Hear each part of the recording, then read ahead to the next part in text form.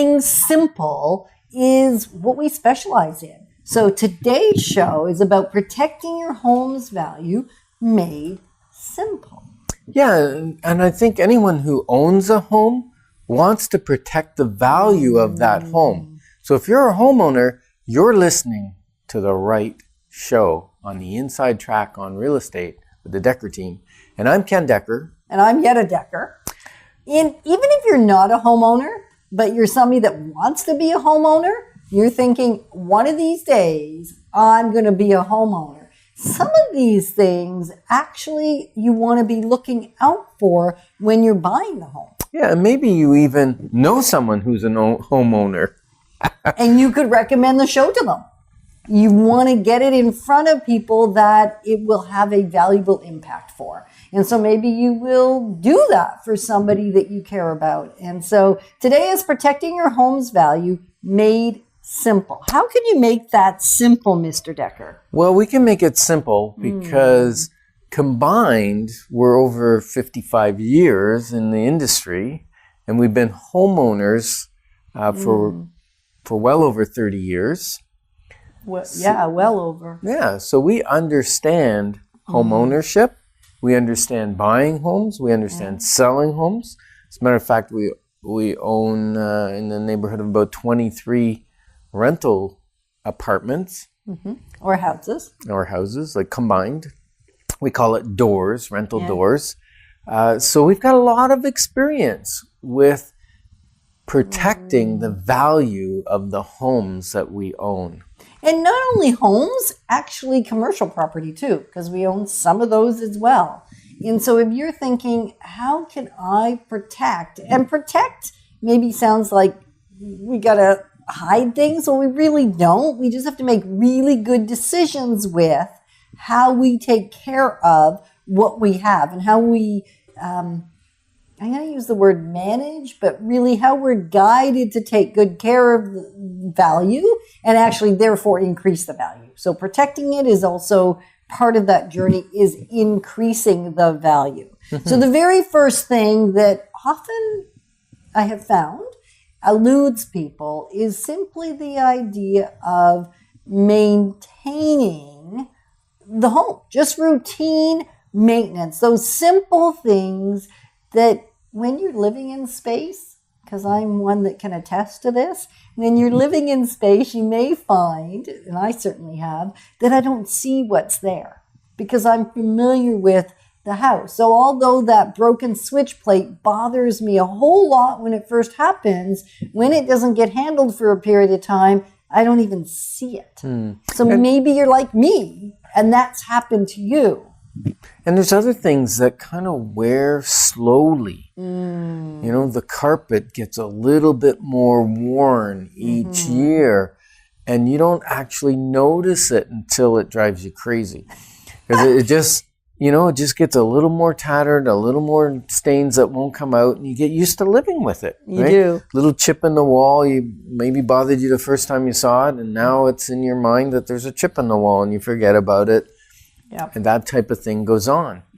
But what's interesting is they've kind of proved that if you delay the maintenance of your property, it can affect the resale value as much as 10% of the value. Right. So that means if you have a $400,000 house, that's $40,000 you're playing with from not doing routine maintenance. And I've actually seen it, if it's really extreme, I've seen it be more than 10%, and I've seen it be less than 10%. And yet there's lots of studies that are showing 10% is about the right number just from deferred maintenance, which is a lot. And then, you know, often along with the deferred maintenance also comes a higher living cost while you're living in the space. Because if you're not keeping caulking fresh, if you're not keeping things maintained and current in terms of furnace, the efficiency drops, windows, if they leak, now you're losing air or heat rather. I guess it's air, hot air. And so there are things that actually increase your cost of living in the space because you didn't maintain them. And then you get hit on the back end when you go to sell it, and it just isn't as enjoyable to live in space that's not well cared for. So it's even an enjoyment aspect. Yeah, and on top of that, some things when you let them go, like if you let the carpet go, it doesn't really matter. No. But if you let the shingles go, and then you get a leak, or it's just the caulking, like they call it caulking or tar around flashing and places like that. Get up on the roof and get it looked at every once in a while. Look for torn off shingles, that type of thing, because a small repair that maybe costs $100 or $200 can save you thousands of dollars. Because as soon as it leaks, now you got wet insulation, you got drywall that's stained. You might have to cut out some drywall on the ceiling. Even in worst case, if it gets a lot of water, the ceiling may fall down. You get water on things. All kinds of problems can occur because you didn't spend a couple $100 to make sure the integrity of your roof was there. So this point can't be overemphasized enough. Like maintenance is probably, routine maintenance is probably one of those most annoying things to do because I just want to live in my house. I really personally don't want to deal with all that little stuff.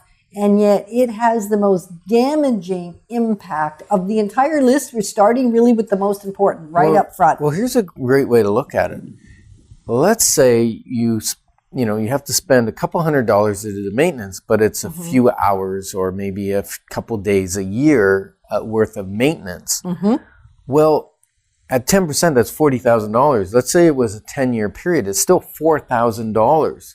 How many people make $4,000 in a couple days' work?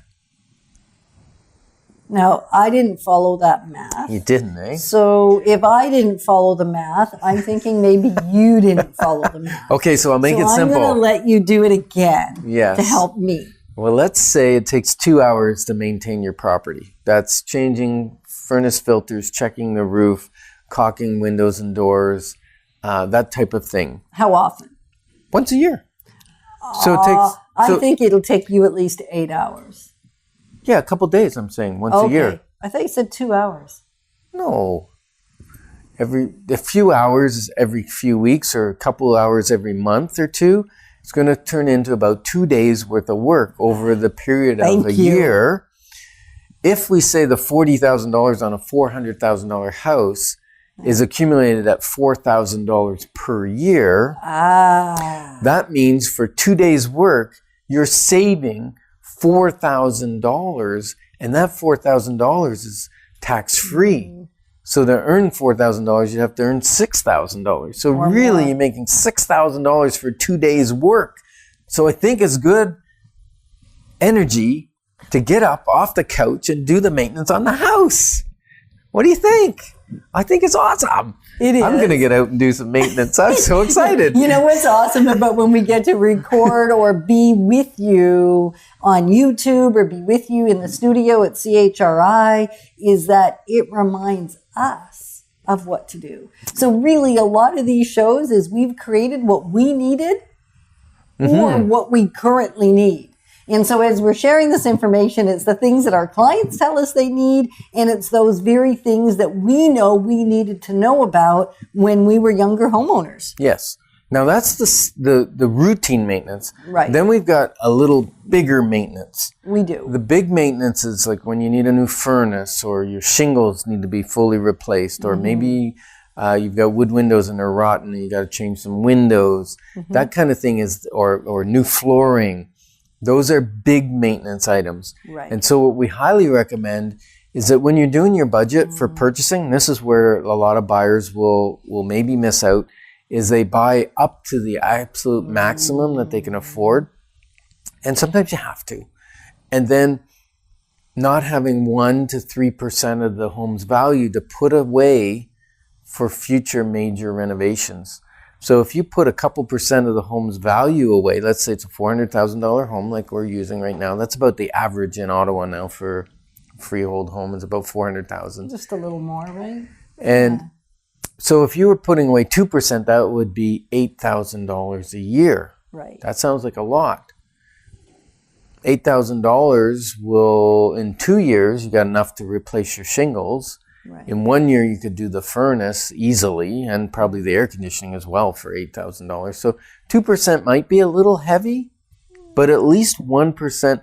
If you're doing your regular maintenance and you're putting 1% away in a bank account, that's kind of your capital emergency account for the home, it's probably going to suffice. If you're putting $4,000 cash away in a TFSA or putting it away in a savings account, that's emergency. Do not break the glass unless something in the home needs a major repair, like a furnace or something like that. Well, and when you're thinking about those things, the age of the house and where those items are at in their life cycle when you purchase the home is part of how you figure out whether it's 1%, 2%, or in fact 3%.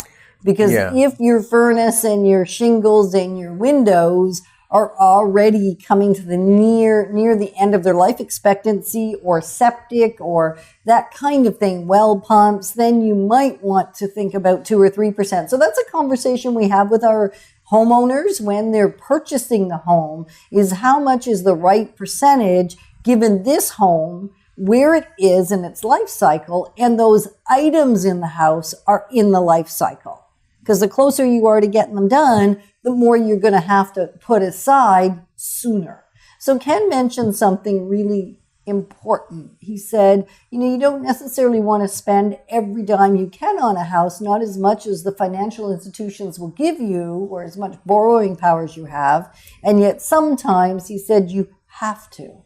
Well, what he means by that is that sometimes the wiser decision is to buy more house now so you can stay in the home longer. Or buy newer house now so there's less maintenance. Right. And sometimes you got to spend up. And it depends on where your income's going. If you're in a position where you know that your income's increasing in the coming years, or you have young family and one of the spouses is going to go back to work shortly, you know that there's going to be more income. Right. We have some families that buy the house based on strictly one person's income, because then they feel they're very secure, which they are, and they pay off their mortgage twice as fast, basically, if they don't have anything to do. And like you say, if it's got a septic system and that's nearing its life cycle, know that a septic system's probably going to be about $25,000, or maybe 25 to 35, depending on the size, the location. Yeah, and how much landscaping and how much extra work needs to be done to be able to install it. Yep. So you might have to, you might be doing the 3% of the property value. So budget that in when you're purchasing. And if you've already purchased, look at that in the life cycle of the things. Like, I know our daughter and son-in-law just had to replace a furnace. And that furnace should have had maybe another 5-10 year lifespan. Yeah. And yet the heat exchange had a crack in it. And then you got to make a judgment call. Is it worth, putting another $800 or $1,200 into a furnace, or do you spend $3,500, $4,000, buy a higher efficiency one, and just change it out and get the warranty going and all that sort of stuff? So that's a judgment call you got to make. And if you've got money sitting there to make that judgment call, now you just have a problem. You have like a problem that the furnace is broken, so it's got to be replaced fairly quickly when it's cold out. And yet you don't have a financial problem because you have the money set aside. Right. So setting aside money, and I know that can be really hard to be able to do, because we have found it difficult at certain times in our life to set aside the money that we know we're going to need for routine maintenance. And yet the cost of not doing it is catastrophic, really, because of the other problems that have happened. And we've dealt with some of those problems when we hadn't set enough money aside earlier on. Now we've learned our lesson. Yep. And so learn from our mistakes. Even the condo management companies had to be regulated to put enough money away for future repairs so they wouldn't have to do special assessments so often. So you're not alone. No. You're not alone. No. And yet prudence says, put some money aside. And then number 2 is the exterior curb appeal will actually protect your home's value. It will. Because it's just And it's simple. It's cut the grass, trim the hedges, trim the shrubbery. Don't let it overgrow and get crazy. And don't let the grass overgrow your driveway. Yeah, To take the driveway away, edge it, stay on top of that. Add the blacktop. Yeah. We have a great client that introduces us to people all the time, and we introduce people to him. And really, he puts what we call black gold. So there is a previous show that we did, which is really about just blacktopping your driveway. And he's awesome. He's available. You can reach us, and we will get you in touch with Danny. And his company is fabulous and has been at it for years. I mean, you can do it yourself. And we had done that in the past, and yet we found that the quality of the product we were able to buy in the stores was not as wonderful as the product he was able to install on our driveway. And also, we don't really know how to install it, how to spray it, because it's not what we do for a living. So we've chosen to let Danny be in charge, both at our commercial buildings and our personal residence, just to keep the life of that asphalt and going longer. And you know what? The difference in cost, even if you got the stuff on sale, is maybe $50 or something. It's going to take you all weekend to clean the driveway and to roller it and all that stuff. So, and the beauty is, it's going to extend the life of your asphalt significantly, which is going to save you thousands of dollars. Because when you get a crack and you seal it, you stop the moisture from going down in the crack and freezing and popping your asphalt up. So, yeah. And then another aspect of curb appeal is just clean light fixtures, just losing the cobwebs. And that maybe doesn't matter as much when you're living in it, because if you're not trying to sell it right now, the value isn't really affected until you go to sell it. And yet when you don't take care of the things on the outside, sometimes it will lead to other things.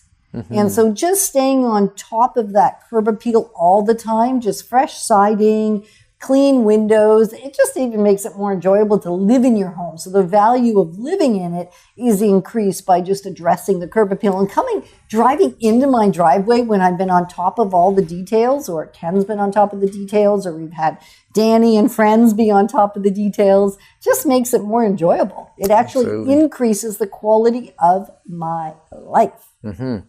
And so we're going to hit probably 5 or so things today on our show, not near what we have in our wealth of knowledge.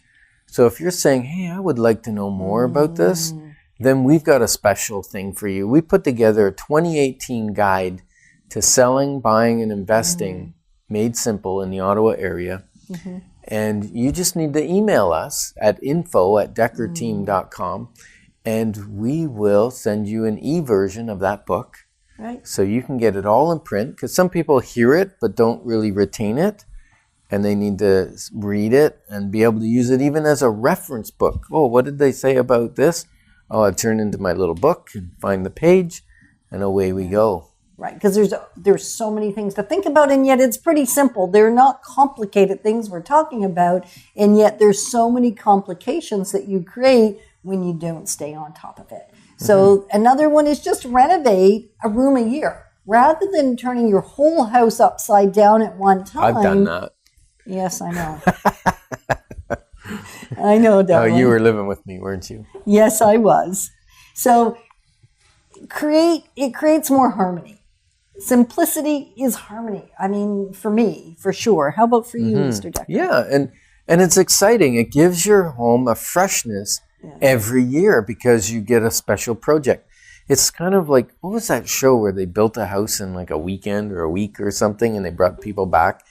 And I don't remember the actor's name, but he had his mystery room or his hidden room, his secret room that he built for them. The one I built in my house was the theater room. And yet you could have that every year, create your secret room and do a secret renovation, and then do a grand exposure, not an exposure, what do you call that? Revealing? A reveal. Unveiling. Yeah, an unveiling, a reveal of reveal. the secret room that you've renovated. Make fun of it. Have people over. Do a potluck. It can be a lot of fun. And there's something nice about not having to cram it all into one time. It just takes away so much stress. and creates a lot more harmony. And then you might be saying to yourself, because this is something that came to my mind as we've started this project of doing a room a year, is do I want to be living in renovation all the time? But really, because it's one room, it doesn't feel like it. And it doesn't take a whole year to do the renovation. So it's a period of time, get the renovation done in that one room, and then not think about renovation other than the simple maintenance we talked about for another year. So it's been a fun way for us to live, for sure. Yeah. And then another way to protect your home's value is not necessarily in increasing the value or maintaining the value, it's to insure it. Because if catastrophic damage comes to it, whether it be flood, water backup, we had a dishwasher valve break on one of our houses, and it filled water all night. So we set it before we went to bed. We woke up in the morning. All the windows are steamy. It's damp and in the house, and the fill valve stuck open, and it poured hot water out of our dishwasher door onto the cabinets, onto the floor, into the basement room. It was about $60,000 worth of damage. Yeah. So insurance is an important thing to have, and make sure you have replacement cost, because market value is significantly less than replacement cost. And the other thing to watch is that your insurance isn't undervalued. Because one thing I think many people don't recognize is that, let's say your house is worth $400,000, but you insured it for $350,000, or let's say $300,000 because it's easy math. That's 75% of the value. So if you have a thing like our dishwasher at $60,000 worth of damage, just because you're insured up to $300,000 and your claim's only $60,000, the insurance will look at that and go, no, you're only insured for 75% of the value of the property. And so we're only going to give you 75% of the $60,000. Now suddenly you're out tens of thousands of dollars. Right. So really looking at that insurance is worthwhile. We're not talking so much mortgage insurance. That's a totally different conversation and a conversation for a different show. We're talking about the liability if somebody would hurt themselves at your home, and if your home would have a fire. We have several clients whose homes unfortunately went up in flames. And so having adequate insurance, because it costs more to rebuild something on site, because you also have to take away, there's also the demolition, there's all those costs that are associated. So a lot of times I will hear folks complain, and I've done it, I've been the one, saying, hey, my insurance is this much and my home's only worth this. How's that possible? I'm overinsured. Well, better to pay a little extra premium and have enough insurance regardless of how much replacement cost really is when the time comes than to be underinsured. Because I think people are very shocked at what it costs to replace a property, because they have to build it exactly as it was. So that can be very expensive. Right. And the other thing is, most insurance, and make sure your insurance has this, will have alternative tongue twister. Compensation? No, not compensation. A place to live. Accommodation. That's the word, tongue-tied here. Accommodation. So if you have a catastrophic loss and you have to be out of the house for 3 months, 6 months, they have to put you in a furnished place, which can cost $3,000, $4,000, $5,000 a month. And so your insurance will cover that if you've got the right insurance. Right. So one thing we have learned about insurance is you really want a premium package. You want something with water escape. You really want the best of the best. Increasing the size of your deductible is something we've done to reduce the cost of our insurance, getting great insurance, and then increasing our deductible, because by doing that, we drive the premium down a little bit, and we know we're not going to make a claim, and so does the insurance company, unless it's a significant claim. Yeah, we never make I've seen people make claims, they spill a can of paint on the carpet, and they do an insurance claim for a new carpet. Well, new carpet's, $400 or $500 or $1,000. Like, just fix it yourself, because it's not worth. If you have another claim, now your home insurance is going to go skyrocketing, and they're not as happy with doing the insurance. Right. And so you want to keep your insurance for the bigger issues. Same thing with a car. I do the same thing. Absolutely. So we have way more to share with you. So you're going to have to tune into another show or tune into some of the shows that are already on our YouTube channel at deckerteam.com, YouTube, and see over 300 shows that will talk about all kinds of ways of protecting your value of your home, plus so many other things in relation to home ownership. And I've got one more bonus for them. Really? And one more bonus. Okay, so when it comes time to sell, this may seem weird, protecting the value of your home, but that's a major time you need to protect the value of your home. You need a strong negotiator, a strong marketing realtor that can protect the value when you're selling and that will price it on the market so that you're not losing money and you're not sitting on the market for too long and ultimately losing money because the price will drop and drop and drop. Right. So if you'd like some basic information on your neighborhood, on the values of what properties have sold for, what properties they're asking for, we'd be happy to give that to you because we've done that for many of our other clients. All we need is an email from you saying that you'd like a market snapshot and give us your email and a phone number we can reach you at, because we'll ask some basic information about your property so that we can send you the correct data. And then you'll be on top of what the market's doing in your neighborhood. That should be valuable, wouldn't you think? Yeah, I do. And being in the know is hugely valuable because it helps you even know how to make decisions about future value considerations. So if you want to be in the know, even if you're not thinking of moving, sometimes my clients have said to me, yeah, but I don't want to move for another 3 or 5 or 10, or I'm never leaving here. And yet just knowing what your neighborhood is doing gives you the ability to make better decisions about what to improve and what not to improve. Because what to improve actually varies from neighborhood to neighborhood and price point to price point. It's not a blanket conversation. No. So here's the offer. 2 offers. 2? Yeah, 2 offers. Email us at info@deckerteam.com. And we will send you the guide if you want the guide to buying, selling, and investing in the Ottawa area made simple. And also, if you'd like the market snapshot of what values are worth in your neighborhood, then say market value in your email and give us your phone number so that we can connect and do that for you. We're here to serve you. So thank you. Thank you that we get to playfully, powerfully, and purposefully move forward together, helping you make great decisions about your property's value and anything to do with real estate.